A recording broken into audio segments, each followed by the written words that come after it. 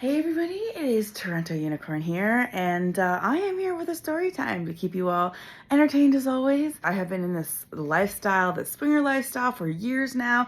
I go to clubs that are, for play, on-premise play.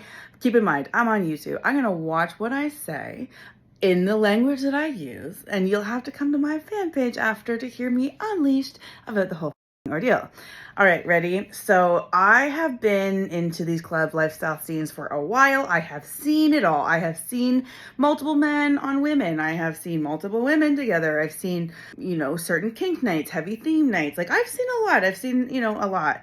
And when I look back and think of all of the voyeuristic experiences or all of the immersive experiences that I have actually participated in, even if I didn't have the sex myself, I actually was able to narrow it down. So one of the biggest nights I've had at the club was back when I took a date, which was a male-female couple called Mr. and Miss Jyla Valentine. They do have their own starring Jyla Valentine playlist on this channel. You can click the link in the description of this video to find it.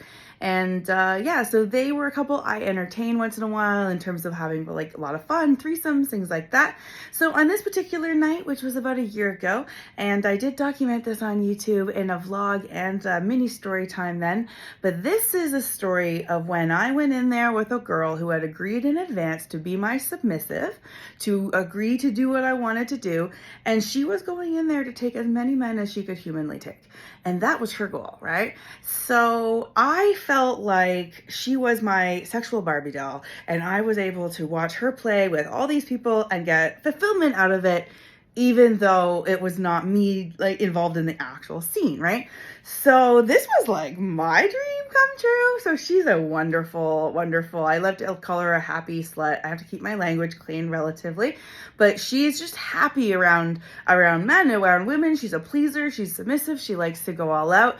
And so when I have that on a leash, metaphorically and physically at a sex club, feeding her to all the available gentlemen who, qualified as suitors, I like to say, then I get to see magic happen. So on this particular night, she went in there willing to take as many men as possible, in her mouth, in her down there.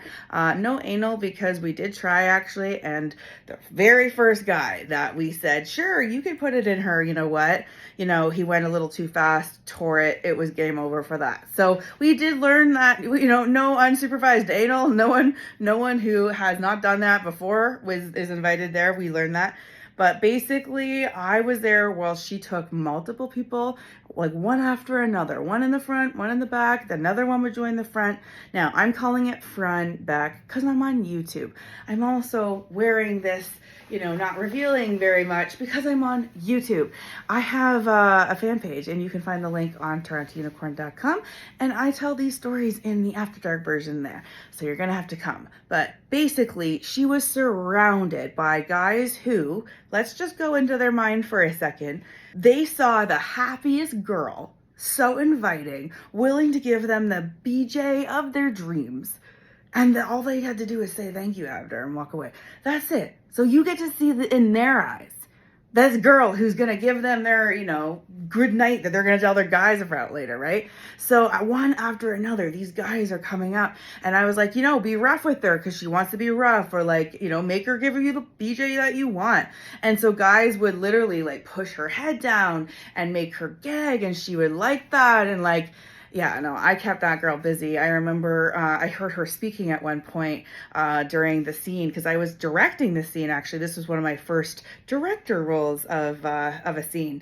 And I remember saying, if I can hear you talking, you're not sucking enough dick.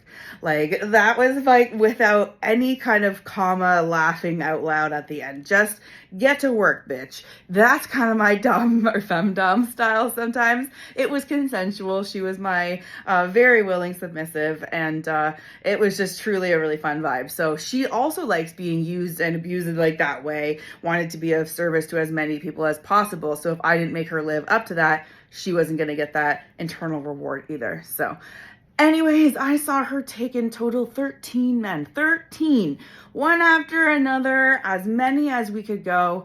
She finally tapped out at the end. She was glowing. You could see it radiate off her that she was happy, that it was like when you you see somebody just get so fulfilled out doing their very favorite activity. And so I did actually capture that in the vlog on YouTube. It was so good. So it was an incredible thing to be a part of. I was glad that I was able to have this fun from the sideline, so to speak. And I saw 13 men get the night of their night of their lives. I'm pretty sure they won't get that one repeated, but we'll see. This world and this lifestyle tends to make fantasy fulfillment almost mundane, if you can believe it. I'm about to take this a little bit somewhere more comfortable and go to my fan page where I don't have to be so uptight about following rules and censorship. So if you want to come hear the rest of the story, it is going to be right there on my wall waiting for you. Click on your screen now to see the original vlog and story time of this very fun event. TorontoUnicorn.com has all links, including my fan page, where you can get the After Dark version of this story.